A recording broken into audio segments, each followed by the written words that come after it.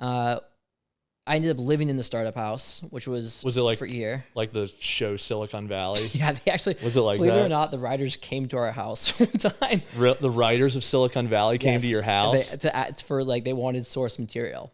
Uh-huh. We made it in a show, not Hold personally. up. What year was this before the show launched? This was like, I think it was like season 3, season 4. Like one of the episodes was about this like big cold freeze, and you can see them like in the house, like all wearing mittens and gloves and like scarves, and they had space heaters on the table. That's literally the story we told them about, like the great cold freeze of January, like 2017 or whatever it was.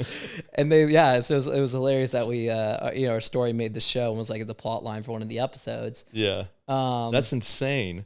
Yeah. So, but it was very like that show is also is so it portrays Silicon Valley so accurately. Like the obsession with Phil's. Yeah. Like I went there every day, and then I started watching the show. I was just like, okay, wow.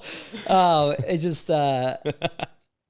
So it really was this like, but there is almost this like unhealthy, maybe not unhealthy, but it's like somewhat of a school of thought like at Stanford and in that area where it's like if you're not a dropout and you aren't creating your own company, you're almost like, what are you doing? Yeah. Where I felt that, and my buddy who was a Stanford dropout, he's, half of his friends had dropped out to start companies and the other half didn't. And they're like, a lot of the ones who didn't were like constantly coming to him for advice on like ideas and how to raise venture funding and stuff like that. And so there very much is this, pressure there to go, build and create companies. And, I think, both good and bad. But it was cool to be a part of that all. Yeah.